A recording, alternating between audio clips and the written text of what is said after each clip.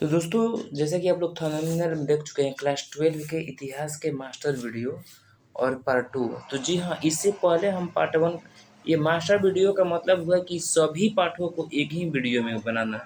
तो ये क्लास 12 के इससे पहले पार्ट 1 हो चुका है, उसको देख लीजिएगा प्लेलिस्ट में जाकर के। ये है पार्ट 2।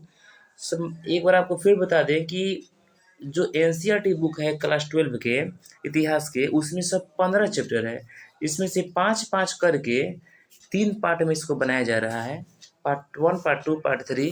तो पार्ट 1 आप जा करके प्लेलिस्ट में देख लीजिएगा। पार्ट 2 है और इसके बाद में पार्ट 3 आएगा। इस बार में फिर सभी को एक ही वीडियो में कर देंगे। तो ये अब केवल 12 क्लास के तो कहने को है। सभी प्रकार यदि आप किसी भी एग्जाम की तैयारी कर रहे हैं, वो वनडे है, प्रतियोगी परीक्षाएं हैं, उसमें आप लोगों को एकदम हेल्पफुल होगा 100%।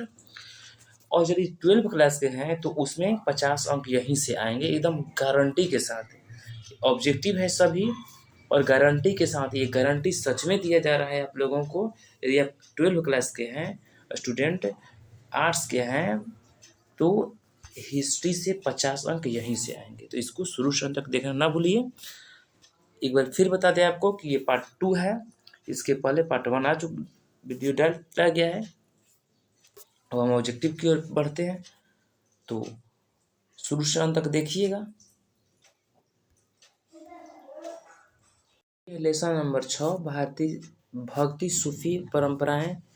इसके पहले हम इसका पार्ट 1 बना चुके हैं। पार्ट 1 जाकर देख लीजिएगा, उसमें 1 से लेकर के 5 लेसन तक है।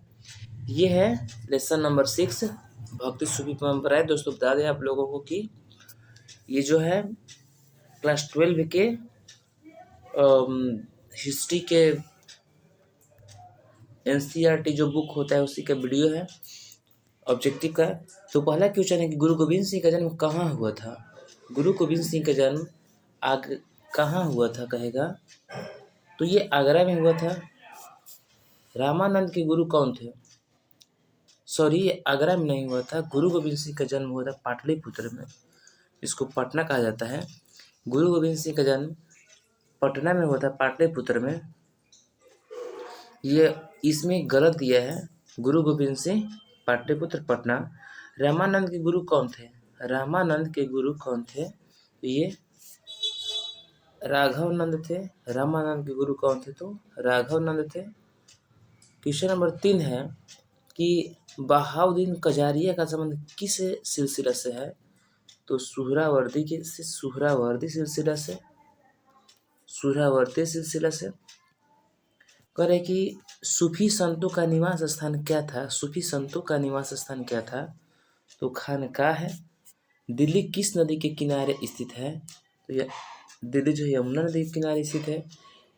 लिंगायत आंदोलन का प्रादुर्भाव कहाँ हुआ? प्रादुर्भाव कहेगा तो कर्नाटक में। करे कि 12वीं शताब्दी तक आते आते जगन्नाथ की पूजा किस देवता के रूप में की जाने लगी? तो विष्णु के रूप में। दक्षिण भारत के अरबार संतों ने अपना आराध्य देव किसे माना है? तो विष्णु को माना है। दक्षिण भारत के नैनार संतों ने अपना आराध्य देव किसे माना है? तो शिव को माने हैं। किस शताब्दी के आसपास इस्लामी दुनिया में सूफी सिलसिलों का गठन होने लगा? तो 12वीं शताब्दी के आसपास में। मीराबाई ने किसे अपना एकमात्र पति स्वीकार किया है? तो ये विष्णु के अवतार कृष्ण को अपना पति स्वीकार की है।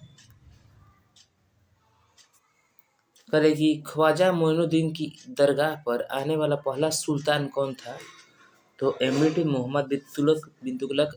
अकबर अजमेर की दरगाह ख्वाजा मोइनुद्दीन पर कितनी बार आया था? जो अकबर थे, अजमेर की दरगाह ख्वाजा मोइनुद्दीन पर कितनी बार आया था? तो वो 14 बार आए थे। ऑप्शन देखते हैं। प्रश्न था कि अकबर अजमेर की दरगाह ख्वाजा मोइनुद्दीन पर कितनी बार आया था? तो इसका राइट आंसर हो जाएगा 14 बार। सिख धर्म के प्रथम गुरु कौन थे? तो सिख धर्म के प्रथम गुरु नानक थे। खालसा पंथ का गठन किसने किया था? खालसा पंथ कहेगा तो गुरु गोविंद सिंह ने किए थे। कह रहे कि आदि ग्रंथ साहिब का संकलन किसने किया? आदि ग्रंथ साहिब का संकलन किसने किया था? इसका राइट आंसर हो जाएगा गुरु अर्जुन देव ने। कह रहे कि सिख धर्म के 10वें गुरु कौन थे? सिख धर्म के 10वें गुरु कहेगा तो गुरु गोविंद सिंह। रामानंद के शिष्य कौन थे? तो रामानंद के शिष्य रैदास भी थे, कबीर भी थे, धन्ना एवं पीपा भी थे, यानी कि इनमें से सभी हो जाएगा ऑप्शन नंबर डी। तलवंडी किसका जन्म स्थान है? तो तलवंडी जो है गुरु नानक का जन्म स्थान है। संत कबीर का जन्म कहाँ हुआ था? संत कबीर का जन्म वाराणसी में। शेख मोइनुद्दीन चिश्ती की दरगाह स्थित है कहाँ? देखिए बहुत बार आया हुआ क्वेश्चन है, परीक्षा की दृष्टि से बहुत इंपॉर्टेंट है। करे कि मोइनुद्दीन चिश्ती जो थे उनका दरगाह कहाँ है? तो अजमेर में। गुरु नानक का संबंध किस धर्म से है? किस धर्म से कहेगा तो सिख धर्म से। निम्नलिखित में से महिला संत थी कौन? निम्नलिखित में से कौन महिला संत थी? तो वो मीरा भी थी महिला संत, अंडाल भी थी, कराइकर भी थे, यानी कि इनमें से सभी हो जाएगा। तमिल क्षेत्र में से संबंधित मणिक्वाचक्कर की दो विशेषताएं क्या थी? तो उनकी दो विशेषताएं शैव अनुयायी तथा तमिल में भक्ति गीत के रचनाकार थी वो। कह रहे कि जगन्नाथ का शाब्दिक अर्थ क्या होता है? जगन्नाथ का शाब्दिक अर्थ कहेगा तो संपूर्ण विश्व का स्वामी। ऑप्शन नंबर ए, संपूर्ण विश्व का स्वामी जगन्नाथ को कहते हैं। अगला क्वेश्चन है कि मारीची थी क्या? तो मारीची थी बौद्ध देवी थी, बौद्ध देवी मारीची थी। 8वीं से 18वीं शताब्दी तक वैदिक देवकुल के जो 3 देवता पूरी तरह गौण हो गए थे वे कौन थे? तो अग्नि, इंद्र एवं सोम थे। सलीम चिश्ती की दरगाह कहाँ अवस्थित है? तो आगरा में सलीम चिश्ती की दरगाह है। कह रहा है कि नलपीरा दिव्य प्रबंधन का वर्णन किया जाता है किसमें, किस रूप में? तो तमिल वेद के रूप में। कह रहे कि अंडाल का सही परिचय है। अंडाल का सही परिचय क्या है? तो अंडाल का सही परिचय वह अलवार स्त्री थी। 10वीं शताब्दी तक जितने अलवार संतों की रचनाओं का संकलन किया गया था उनकी संख्या कितनी थी? 10वीं शताब्दी तक जितने अलवार संतों की रचनाओं का संकलन किया गया था उनकी संख्या कितनी थी? तो 12। कह रहे कि दक्कन में चोल शक्तिशाली बने रहे तो 9वीं से 13वीं शताब्दी तक। करे कि बांस से बनना नए आंदोलन के चालक थे। तो ब्राह्मण 13वीं शताब्दी में एक नवीन तत्व के रूप में जो इस्लाम धर्मावलंबी बड़ी संख्या में आए थे वे कौन थे? तो वे तुर्क थे। कह रहे कि प्रथम सहस्त्राब्दी में जो व्यापारी समुद्र के रास्ते पश्चिमी भारत में आए थे वे कौन थे? तो वे अरब के लोग थे। इस्लाम का जिस शताब्दी में उदय हुआ था वह थी कौन? 7वीं शताब्दी में इस्लाम का उदय हुआ था। बीजक में किसके उपदेश संग्रहित है? तो बीजक में कबीर के उपदेश संग्रहित है। कह रहे कि निजामुद्दीन औलिया किस सूफी सिलसिले से संबंधित है? निजामुद्दीन औलिया कहेगा तो चिश्ती सिलसिले से। कबीर किसके शिष्य थे? तो कबीर रामानंद के शिष्य थे। कराइकल अमैयार नामक महिला किसकी भक्त थी? शिव की भक्त थी वो। विष्णु को अपना पति कौन मानती थी? अंडाल विष्णु को अपना पति मानती थी। शाहजहां की किस पुत्री ने ख्वाजा मोइनुद्दीन चिश्ती साहब की अजमेर स्थित दरगाह का वर्णन किया है?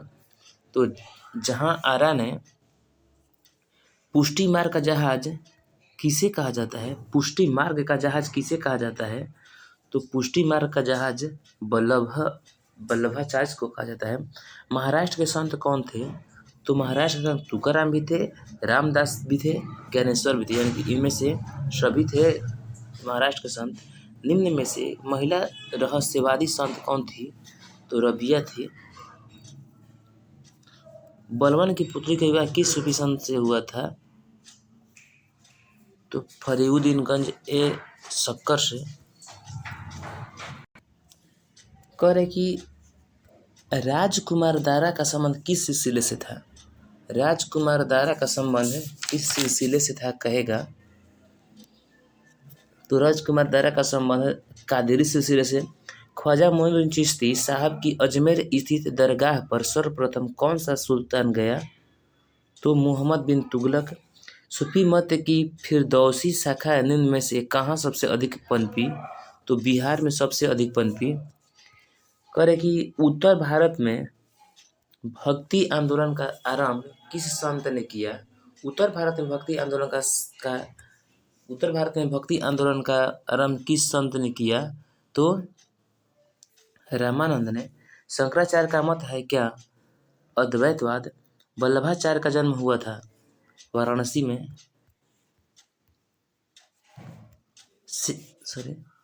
शेख कुतुबुद्दीन बख्तियार काकी का संबंध किस सूफी संप्रदाय से है? तो शेख कुतुबुद्दीन बख्तियार काकी का संबंध चिश्ती संप्रदाय से है। निजामुद्दीन औलिया की दरगाह कहाँ है? दिल्ली में। काशी में किस सिद्ध संत का जन्म हुआ था? काशी में कबीर का जन्म हुआ था। औरंगजेब का संबंध किस सूफी सिलसिले से था? नक्शबंद से। सुल्तान उल हिंद किसे कहा गया? तो सुल्तान उल हिंद जो है ख्वाजा मोइनुद्दीन चिश्ती को कहा गया। बंगाल के प्रसिद्ध संत कौन थे? चैतन्य प्रभु थे। किस भक्ति संत ने अपने संदेश के प्रचार के लिए सबसे पहले हिंदी का प्रयोग किया? रामानंद ने। 2.5 दिन का झोंपड़ा का निर्माण किसने करवाया था? कुतुबुद्दीन ऐबक ने।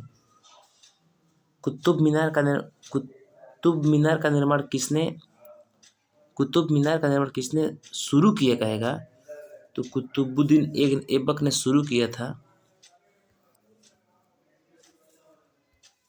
अब हम लोग दोस्तों स्टार्ट करते हैं चैप्टर नंबर 7 का। उसका नाम है एक साम्राज्य की राजधानी विजयनगर। साम्राज्य की राजधानी के रूप में विजयनगर है। तो कह रहा है कि कमल महल कहाँ अवस्थित है? कमल महल कहाँ अवस्थित है? तो कमल महल जो है हम्पी में है। निम्न में से कौन विदेशी यात्री विजयनगर नहीं आया था? तो बर्नियर विजयनगर नहीं आया था। विजयनगर साम्राज्य से संबंधित वंश कौन सा है? तो इनमें से सभी। कहने का मतलब हो जाएगा संगम वंश भी, सुलू वंश भी और तुलु वंश भी। विजयनगर की स्थापना विजयनगर की स्थानीय मातृ देवी कौन थी? तो पंपा देवी। कृष्णा स्वामी मंदिर का निर्माता कौन था?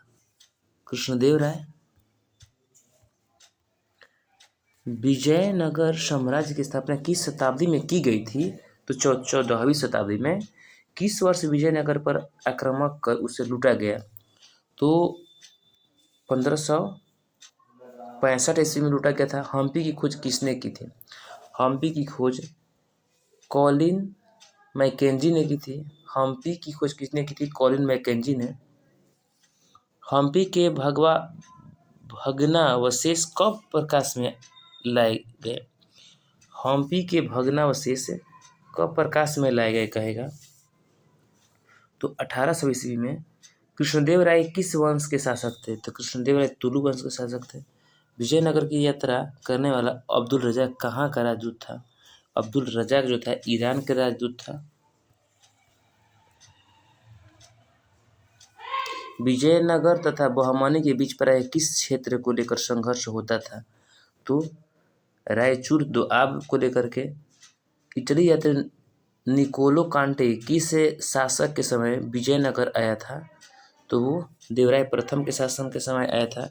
ये ऑप्शन नंबर डी गलत है।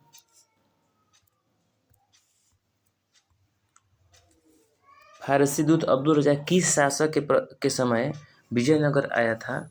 तो देवराय द्वितीय के समय में। बहमनी साम्राज्य की राजधानी कहाँ थी? तो विदर थी। तालीकोटा जिसको राक्षस तंगड़ी का युद्ध कहा जाता है कब हुआ था? 1565 ईस्वी में। विजयनगर के राजाओं ने मंदिरों के निर्माण किस शैली में करवाए थे? द्रविड़ शैली में। विजयनगर के राजा क्या कहलाते थे? नरपति। नगरपुरम नामक उपनगर किसने बसाया था? तो कृष्णदेव राय ने बसाया था।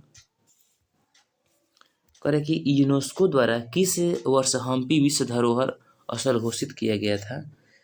किस वर्ष? तो देखते हैं ऑप्शन में क्या है।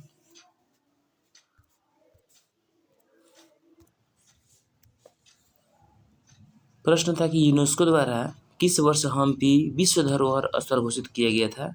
इसका राइट आंसर हो जाएगा आप लोगों को 1986 ईस्वी में। विजयनगर साम्राज्य की स्थापना किसने की थी? तो हरिहर और बुक्का ने। विजयनगर की स्थापना के समय दिल्ली का सुल्तान कौन था? तो मोहम्मद बिन तुगलक। विजयनगर का महानतम शासक कौन था? तो विजयनगर का महानतम शासक कृष्णदेव राय था। गोपुरम का संबंध किससे है? तो गोपुरम का संबंध मंदिर से है।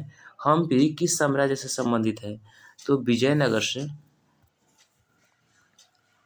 चोलों की सबसे छोटी प्रशासनिक इकाई कौन थी? तो ऊर। हरिहर और बुक्का ने विजयनगर साम्राज्य की स्थापना की थी। कब? 1326 ईस्वी में। विजयनगर शासकों के जो उड़ीसा के समकालीन राजवंश के शासक थे उनका नाम क्या था?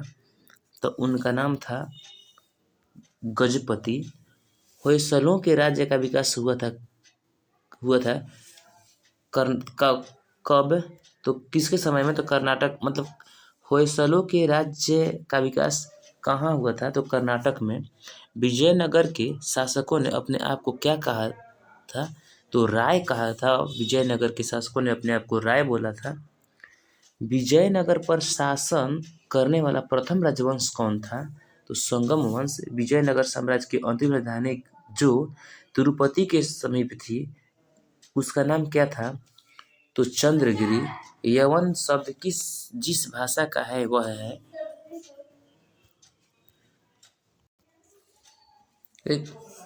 करे कि विजयनगर पर शासन करने वाला प्रथम राजवंश कौन था? तो संगम वंश। विजयनगर साम्राज्य की अंतिम राजधानी जो तिरुपति के समीप थी उसका नाम क्या था? उसका नाम चंद्रगिरी था। यवन शब्द जिस भाषा का है वह है?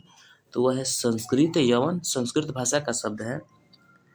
कह रहा है कि मान्यता अनुसार अमर शब्द का आविर्भाव संस्कृत के जिस शब्द से हुआ वह कौन सा है?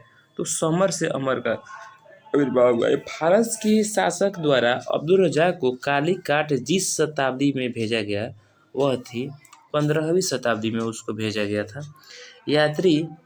यात्री बरमोसा का संबंध था तो पुर्तगाल से। राजकीय प्रवेश द्वार के लिए निम्न में से कौन सा शब्द सर्वाधिक उपयुक्त है? तो गोपुरम। बहमनी राज्य की स्थापना कब हुई थी? 1347 ईस्वी में। उड़ीसा के गजपति राज्य की स्थापना हुई थी।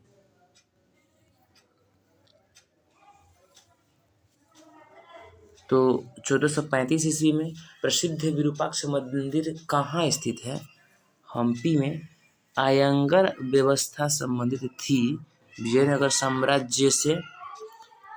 किन शासक के दरबार में अष्टदिग्गज रहते थे? कृष्णदेव राय के दरबार में अष्टदिग्गज। विजयनगर साम्राज्य में कितने राजवंशों ने शासन किया था? तो 4 राजवंशों ने। किस विदेशी यात्री ने अपने यात्रा वृत्तांत 3 समुद्रों पार की यात्रा लेकर भारत रूस मैत्री का आधार तैयार किया? तो अफसाने निकितन ने। रूस में भारत विद्या का जनक किसे कहा जाता है? जी.एस. लेविदेव को। राजा मंझोले कद का है, मोटा होने की अपेक्षा पतला है, उसके चेहरे पर चेचक का दाग है, वह अत्यंत न्यायप्रिय है। कृष्णदेव राय के संबंध में यह कथन किसका है? तो डोमिंगोस पेज का है। महानवमी के डिब्बे को किस विदेशी यात्री ने विजय का भवन की संज्ञा दी? तो डोमिंगोस पेइज ने अपनी यात्रा वृत्तांत मतल सादेन नाम के से किस विदेशी यात्री ने लिखा है? तो अब्दुल रजाक। कौन सा विदेशी यात्री घोड़ों का व्यापारी था? तो अफसाने निकितन और फरनाओ नुनीज दोनों थे, यानी कि ऑप्शन नंबर डी।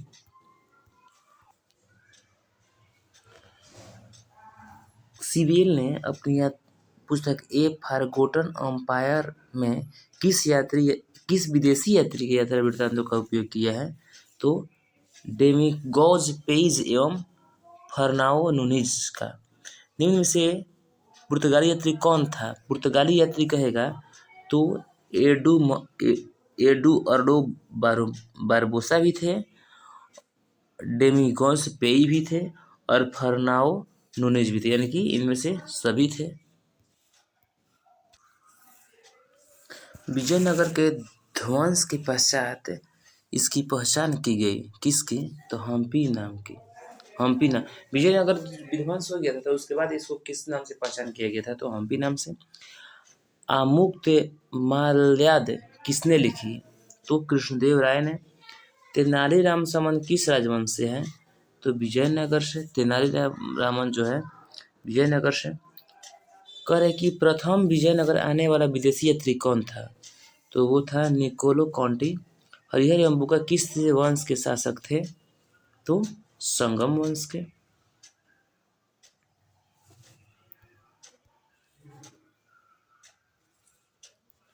तो अब हम लोग चर्चा करेंगे अध्याय 8 किसान, जमींदार और राज्य। तो इसका पहला क्वेश्चन है कि मुगल काल में सिंचाई का साधन क्या था? मुगल काल में सिंचाई का साधन क्या था?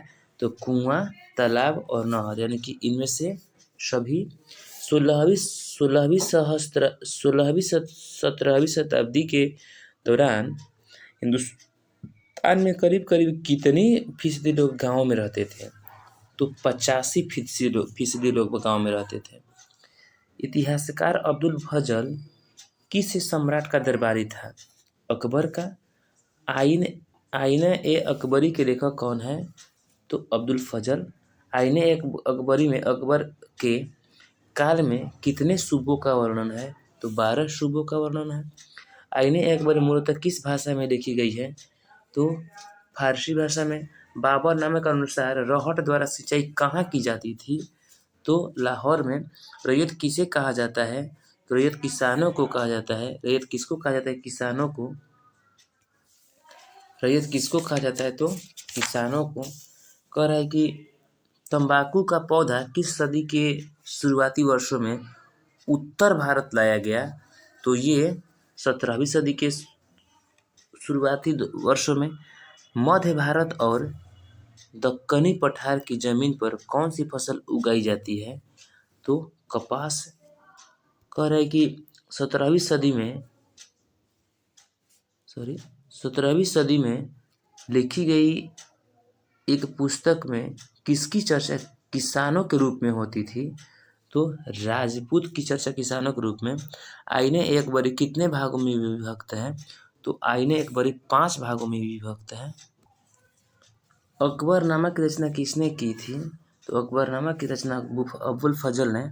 16वीं सदी में भारतीय गांवों में जो अनेक बाहरी ताकतें दाखिल हुई वे कौन थी? तो मुगल राज्य का व्यापार और मुद्रा और बाजार, यानी कि इनमें से सभी। करें कि मुगल कालीन ऐतिहासिक स्रोतों में शामिल थे।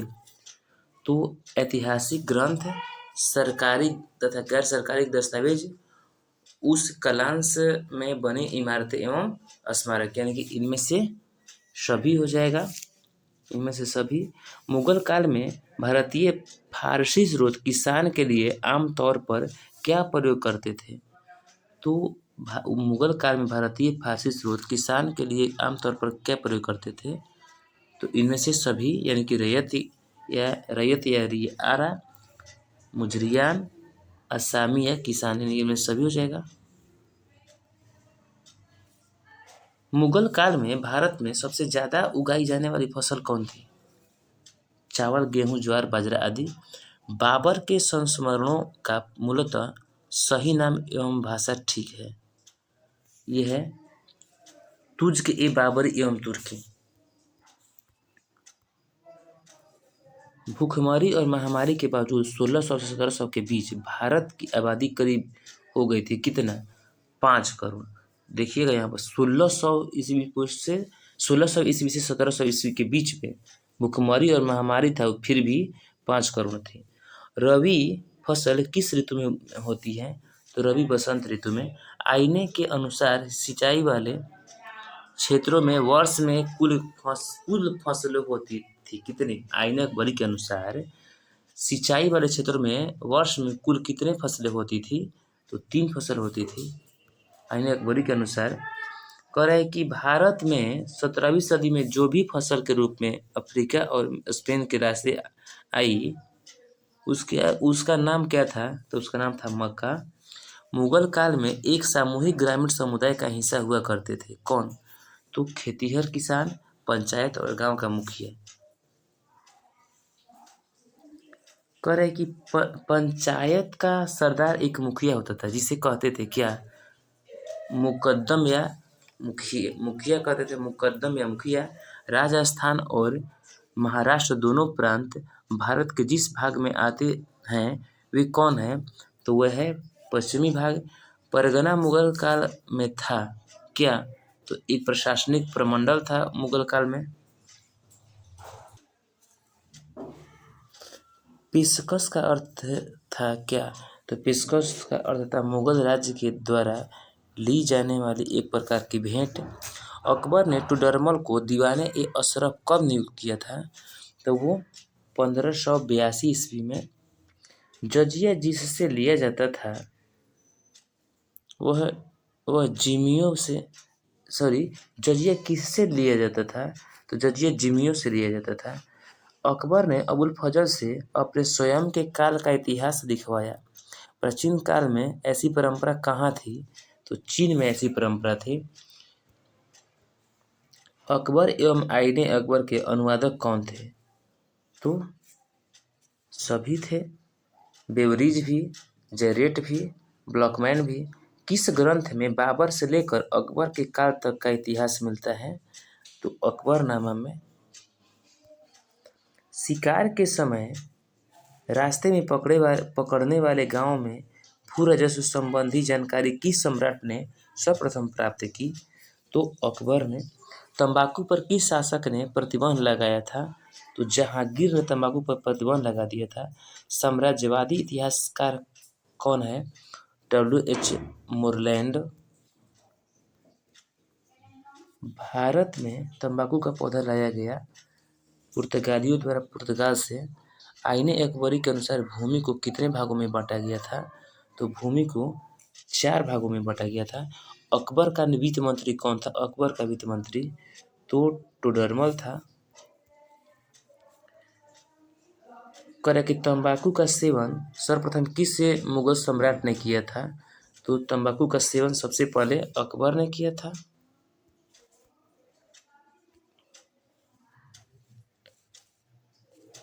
तो अब शुरू करते हैं अध्याय 9, शासक और मुगल दरबार इतिवृत्त। कह रहे कि संसब किस धातु से बना था? सिक्का था। संसब किस धातु से? तो संसब सोना से। अकबर का समकालीन इतिहासकार कौन था? तो अकबर का समकालीन बदायूनी था। तबकात-ए-अकबरी किसकी रचना है? तबकात-ए-अकबरी कहेगा तो निजामुद्दीन अहमद के। इनमें में कौन मुगलों द्वारा निर्मित नहीं है? मुगलों द्वारा निर्मित नहीं कहेगा तो कुतुब मीनार मुगल के द्वारा निर्मित नहीं है। नूरजहाँ का संबंध किसके शासन काल से है? जहांगीर के। नूरजहाँ का संबंध किसके शासन काल से है? तो जहांगीर से। अकबर ने धार्मिक यात्रा पर किस वर्ष समाप्त किया? अकबर ने धार्मिक यात्रा किस वर्ष समाप्त किया? तो 1563 ईस्वी में। किताब उल हिंद किसकी रचना है? तो किताब उल हिंद अल-बरूनी की रचना है। शेरशाह का मकबरा कहाँ है? शेरशाह का मकबरा सासाराम में है। शेरशाह का मकबरा सासाराम में है। कि भारत में प्रथम अफगान शासक का संस्थापक कौन था। भारत में कहेगा प्रथम अफगान शासक का संस्थापक, तो ये हो जाएगा बहलोल लोदी। चौसा का युद्ध कब हुआ था, तो 1539 ईस्वी में। 1556 ईस्वी में पानीपत की दूसरी लड़ाई में अकबर ने किसे हराया था। अकबर और हेमू के बीच हुआ था, इसमें अकबर ने हेमू को हराया था। दहसाला प्रणाली किस शासक ने शुरू किया, तो दहसाला प्रणाली जो है अकबर ने शुरू किया था। वह भूमि जो मुगल सम्राट के स्वामित्व में था उसे क्या कहते थे। वह भूमि जो मुगल सम्राट के स्वामित्व में था उसे क्या कहते थे, उसे खालसा कहते थे। मनसबदारी प्रणाली में जात और सवार पद की शुरुआत किसने की। जात और सवार पद की शुरुआत जो थी अकबर द्वारा की गई थी। इकबाल नामा ए जहांगीरी के लेखक कौन है, तो मोतामिद खां। इकबाल नामा ए जहांगीरी के लेखक कौन है, तो मोतामिद खां। उसर क्या था, उसर एक प्रकार के भूमिकर था। बख्तियार खिलजी कौन था, तो बख्तियार खिलजी एक प्रकार के सेनापति था। नादिर शाह का आक्रमण कब हुआ, नादिर शाह का आक्रमण कब हुआ, तो 1739 ईस्वी में। भारत में मुगल साम्राज्य की स्थापना कब हुई थी। भारत में मुगल साम्राज्य की बात कहेगा तो 1526 ईस्वी में पानीपत की लड़ाई के समय बाबर द्वारा कौन सा ग्रंथ लिखा गया था। बाबर के द्वारा कौन सा ग्रंथ लिखा गया था, तो बाबरनामा। करे कि मज्म उल बहरीन की रचना किसने की थी, तो दारा सिकोह द्वारा किया गया मज्म उल बहरीन की रचना। जंगल बुक के लेखक कौन थे। जंगल बुक कहेगा तो किपलिंग। पानीपत का प्रथम युद्ध हुआ था कब, तो बाबर और इब्राहिम। पानीपत का प्रथम युद्ध किसके किसके बीच हुआ था, तो बाबर और इब्राहिम लोदी के बीच। किस मुगल शासक ने आगरा में 1526 ईस्वी में हुआ था, किस मुगल शासक ने आगरा में न्याय की जंजीर लगवाई थी, तो न्याय की जंजीर जहांगीर ने लगवाया था। न्याय की जंजीर जहांगीर ने लगवाया था। कह रहा है कि तीर्थ यात्रा कर कब समाप्त किया गया, तो 1563 ईस्वी में। शाहजहां का शासनकाल क्या था, तो शाहजहां का शासनकाल 1628 से 1658 था। औरंगजेब का शासनकाल क्या था, तो औरंगजेब का शासनकाल 1658 से 1707 ईस्वी का था। मुगल के अंतिम शासक बहादुर शाह जफर को अंग्रेजों ने कब उखाड़ फेंका था, तो 1857 के युद्ध जो क्रांति होता है उसके दौरान। मुगल दरबारी इतिहास किस भाषा में लिखे गए थे, मुगल दरबारी इतिहास किस भाषा में लिखे गए थे, तो फारसी में। अकबर ने टुडरमल को दीवाने ए अशरफ कब नियुक्त किया था, तो 1582 ईस्वी में। किस मुगल शासक ने दास प्रथा समाप्त किया था, तो अकबर ने। दीन ए इलाही संबंधित है, तो अकबर से। दीन ए इलाही किससे संबंधित है, तो अकबर से। लोदी वंश का अंतिम शासक कौन था, तो इब्राहिम लोदी। जजिया किससे लिया जाता था, जजिया जो है जिम्मियों से लिया जाता था। मुसलमानों से वसूला जाने वाला कर कौन था, तो जकात। अकबर के शासनकाल में राजस्व व्यवस्था किसके नियंत्रण में थी, तो टुडरमल के। पानीपत के प्रथम युद्ध में बाबर ने किसको पराजित किया था, इब्राहिम लोदी को। शेर शाह ने चौसा के युद्ध में किसे पराजित किया था, तो हुमायूं को। अकबर के दरबार का प्रख्यात शासक कौन था, तो तानसेन। कर कि जीतल किस धातु का होता था, जीतल जो था तांबा का होता था। नवरत्न किसके दरबार में थे, नवरत्न कहेगा तो अकबर के दरबार में थे। अष्टप्रधान जो था कृष्णदेव राय के दरबार में। शेर शाह ने किस मुगल सम्राट को हराया था, शेर शाह ने किस मुगल सम्राट को हराया था, कहेगा हुमायूं को शेर शाह ने हरा दिया था। जहांगीर का शासनकाल क्या है, तो जहांगीर का शासनकाल जो है वो है 1605 से 1627। जीतल क्या था, तो जीतल एक प्रकार का सिक्का था। 1556 ईस्वी में पानीपत की दूसरी लड़ाई के में अकबर ने किसे हराया था? तो अकबर ने हेमू को हराया था। पानीपत की दूसरी लड़ाई कब हुआ था? 1526। पानीपत की प्रथम लड़ाई 1556 ईस्वी में दूसरा लड़ाई पानीपत का, और 1526 ईस्वी में पहला। तो यदि पहला कहेगा तो बाबर एवं इब्राहिम लोदी के बीच, जिसमें इब्राहिम लोदी की हार हुई थी, और दूसरा का हुआ था अकबर एवं हेमू के बीच, जिसमें हेमू की हार हुई थी। कह रहे कि 1526 में कहेगा तो प्रथम पानीपत का, और 1556 में दूसरा। ताजमहल किस नदी के किनारे स्थित है? यमुना नदी के। औरंगजेब ने अपने जीवन का अंतिम भाग बिताया कहाँ? तो दक्षिणी भारत में बिताए थे। कह रहे कि स्थापत्य कला का सबसे अधिक विकास किसके समय में हुआ था? तो शाहजहां के समय में हुआ था। कह रहे कि भारत का प्रथम मुगल शासक कौन था? भारत का प्रथम मुगल शासक बाबर था। निम्नलिखित में अकबर किस पर अधिकार नहीं कर सका? अकबर की बात करेगा तो मेवाड़ पर कभी भी नहीं कर सका था स्थापत्य अधिकार में। निम्नलिखित में कौन मुगल बादशाह आलमगीर के नाम से जाना जाता था? तो औरंगजेब को आलमगीर भी कहा जाता था। पानीपत का प्रथम युद्ध किस वर्ष हुआ था? तो 1526 ईस्वी में। बहुत बार आया हुआ क्वेश्चन है। बाबर की आत्मकथा का नाम क्या है? तो बाबर की कथा का नाम है बाबरनामा, जिसको तुजुक ए बाबरी भी कहा जाता है। अकबर का संरक्षक कौन था? अकबर का संरक्षक बैरम खां था। ताजमहल का निर्माण किसने किया था? तो शाहजहां ने करवाया था। निम्नलिखित इतिहासकारों ने कौन अकबर के समकालीन था? निम्नलिखित इतिहासकारों में कौन अकबर के समकालीन था? तो बदायूनी जो था अकबर के समकालीन था। कह कि किस प्रशासकीय सुधार के लिए शेरशाह खास तौर पर जाना जाता है? तो भूमि सुधार व्यवस्था के लिए। मुगल नाम व्युत्पन्न हुआ है कहाँ से? तो मंगोल से। मुगल साम्राज्य का वास्तविक संस्थापक कौन था? तो अकबर था। मुगल सम्राटों में सामान्यतया महानतम सम्राट माना जाता है कौन? जलालुद्दीन अकबर को। किसको? तो जलालुद्दीन अकबर को। औरंगजेब का देहांत कब हुआ था? तो 1707 ईस्वी में अकबर का देहांत हो गया था। बहादुर शाह जफर को उखाड़ फेंका था किसने? अंग्रेजों ने।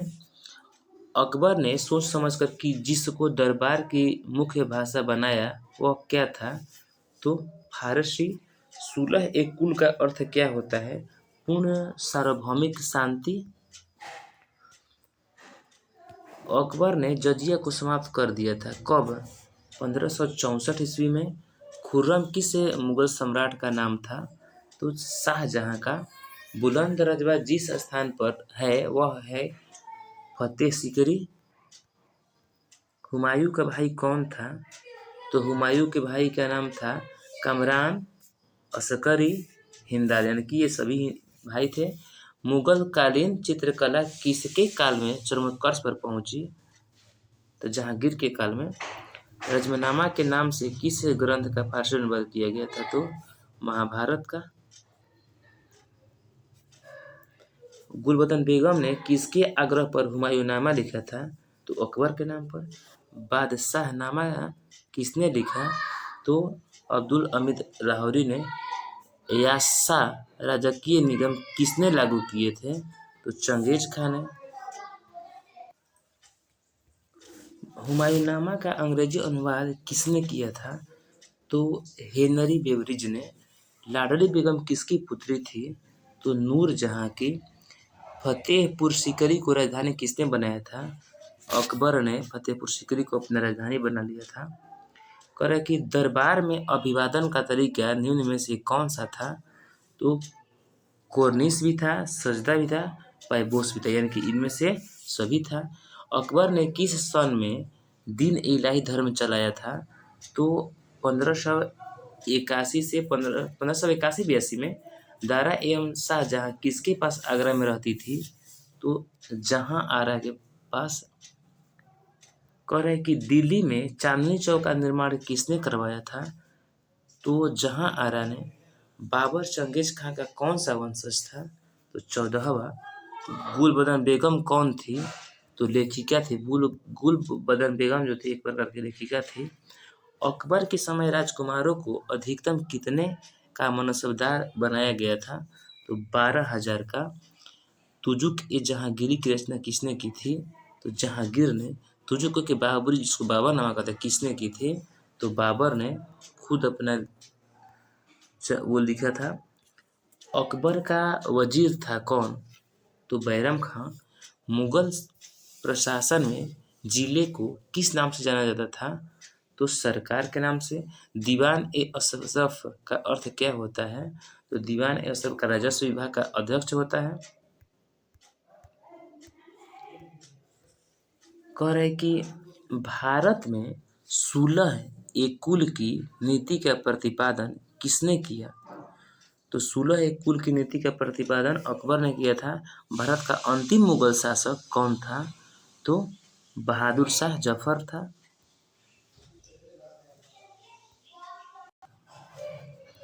तो कह रहा है कि अध्याय 10 जो है उपनिवेशवाद और देहात इसका पहला क्वेश्चन है कि महलवाड़ी बंदोबस्त कहाँ लागू किया गया? तो महलवाड़ी बंदोबस्त जो है उत्तर प्रदेश और मध्य प्रदेश प्रांत में लागू किया गया था। मुंडा विद्रोह का नेता कौन था? तो Birsa Munda. Survey of India का गठन किया गया था। सर्वे ऑफ इंडिया का गठन कब किया गया था? तो 1878 ईस्वी में इसका गठन किया गया था। सॉरी, 1878 में गठन किया गया था। ये आंसर गलत है। 1878 ईस्वी में किया गया था। रेतवाड़ी व्यवस्था में भूमि का स्वामी कौन होता था? रेतवाड़ी व्यवस्था में भूमि का मालिक कौन होता था? तो किसान। ईस्ट इंडिया कंपनी को बंगाल की दीवानी किसने प्रदान की? तो शाह आलम द्वितीय ने। औपनिवेशिक शासन सर्वप्रथम कहाँ स्थापित किया गया था? तो बंगाल में। बंगाल में द्वैध शासन की स्थापना किसने की? तो क्लाइव ने। सूर्यास्त कानून किस पर लागू किया गया था? सूर्यास्त कानून कहेगा तो जमींदारों पर। सूर्यास्त कानून जमींदारों पर लागू किया गया था। चिरस्थायी व्यवस्था किस वर्ष लागू की गई? चिरस्थायी व्यवस्था जो है 1793 ईस्वी में लागू किया गया था। दामिन ई कोह में किन्हें बसाया गया? दामिन ई कोह में तो संथालों को। महालवाड़ी व्यवस्था में भू राजस्व किसके साथ निर्धारित किया गया? तो महाल के साथ।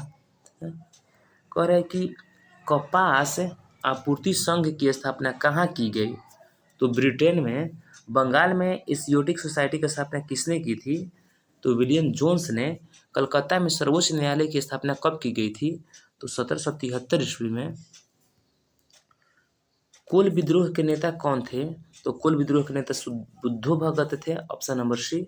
संथालों के विद्रोह और 1857 के विद्रोह के दौरान अंग्रेजी हुकूमत का साथ किसने दिया था? तो मेहताब चंद ने दिया था। कह रहा है कि महलवाड़ी भूराजस्व व्यवस्था किसके द्वारा लागू की गई थी? तो लॉर्ड वेलेस्ली के द्वारा लागू किया गया था। कह रहे कि विलियम जोन्स ने एशियोटिक सोसाइटी की स्थापना कब की थी? तो 1784 ईस्वी में। दामिन इकोह क्या था? तो दामिन इकोह एक प्रकार के भूभाग था। अस्थाई बंदोबस्त से जुड़ा था किससे? तो कार्नवालिस के द्वारा अस्थाई बंदोबस्त जुड़ा हुआ था। सिद्धू कान्हू ने किस विद्रोह का नेतृत्व किया था? तो संताल विद्रोह का। भारत में अस्थाई बंदोबस्त कहाँ लागू किया गया था? तो अस्थाई बंदोबस्त बंगाल में लागू किया गया था। संथाल विद्रोह कब हुआ था? तो संथाल विद्रोह 1855 ईस्वी में हुआ था। संथाल विद्रोह 1855 में हुआ था। ईस्ट इंडिया कंपनी की स्थापना कब हुई थी? तो ईस्ट इंडिया कंपनी की स्थापना 1600 एडी में। कार्नवालिस कोड बना कब? कार्नवालिस कोड कब बना? तो कार्नवालिस कोड 1793 ईस्वी में बना था। राजमहल की पहाड़ियों में मुख्यतः जो लोग रहते थे वे कौन थे? तो पहाड़िया और संथाल लोग रहते थे। कंपनी काल में अक्सर शक्तिशाली जमींदारों के लिए जो शब्द प्रयोग किया जाता था वह क्या था? तो राजा। 18वीं शताब्दी में बंगाल में नीलामी में कितने प्रतिशत से अधिक बिक्री फर्जी होती थी? तो 95% से अधिक बिक्री फर्जी होती थी। कह रहा है कि इस्तमरारी बंदोबस्त लागू किए जाने के बाद कितने प्रतिशत से अधिक जमींदारियां हस्तांतरित कर दी गई थी, तो 75%। चार्ल्स कॉर्नवालिस का जीवन काल क्या था? तो 1738 से 1805। सिक्किमी रैयत को बंगाल में जमीन कौन पट्टे पर देता था? तो रैयत देता था। ऑप्शन नंबर ए कह रहे कि अमला किसके द्वारा भेजा अधिकारी होता था? अमला जमींदार के द्वारा। प्रायः जोतदार कहाँ रहते थे? जोतदार गांव में रहते थे। महाराजा मेहताब चंद का जीवन काल क्या था? तो 1820 से 1879। करे कि बंगाल और बिहार में अस्थाई बंदोबस्त शुरू करने का श्रेय किसे दिया जाता है? तो ये लॉर्ड कॉर्नवालिस को। भारत आने वाले प्रथम यूरोपियन कौन थे? तो प्रथम यूरोपियन थे पुर्तगाली। क्योंकि अंग्रेजों ने सर्वप्रथम अपनी फैक्ट्री कहाँ स्थापित किया था? तो सूरत में। पुर्तगालियों ने गोवा पर कब अधिकार किया था? 1510 ईस्वी में। फ्रांसिस बुकानन कौन था? सर्वेक्षक था एक प्रकार के फ्रांसिस बुकानन। फ्रांसिस बुकानन के विवरण की तुलना इतिहास के किस स्कूल से ली गई थी? तो एनॉल्स से। फ्रांसिस बुकानन के विवरणों में से किस जनजाति के बारे में पता चलता है? तो संथाल जनजाति के बारे में। किस रिपोर्ट का संबंध है भारत में ईस्ट इंडिया कंपनी के क्रियाकलापों से है? तो पांचवी रिपोर्ट। रेतवाड़ी बंदोबस्त के जनक कौन थे? तो मुनरो एवं रिड। किस युद्ध में विजय के पश्चात ईस्ट इंडिया कंपनी ने बंगाल, बिहार एवं उड़ीसा के दीवानी अधिकार प्राप्त कर लिए? तो बक्सर के युद्ध में क्या हुआ था? बंगाल, बिहार एवं उड़ीसा के दीवानी अधिकारी प्राप्त कर लिए थे। भारत में अस्थायी रूप से 10 वर्षीय जनगणना का आरंभ 1881 ईस्वी में किस गवर्नर जनरल के काल में हुई थी? तो रिपन के समय में। कह रहे कि दक्कन गंगा आयोग कब गठित हुआ था? तो 1875 ईस्वी में। किस सरकारी रिपोर्ट से भारतीय कृषक जनजातियों की स्थिति का पता चलता है?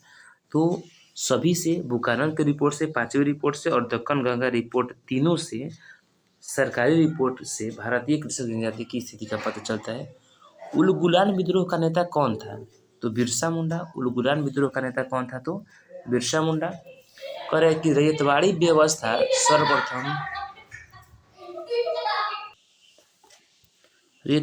सर्वप्रथम कहाँ लागू की गई थी? तो मद्रास में। उलगुलान विद्रोह के नेता हुए कि बिरसा मुंडा। भारत में आने वाला प्रथम पुर्तगाली कौन था? तो वो था वास्को डी गामा।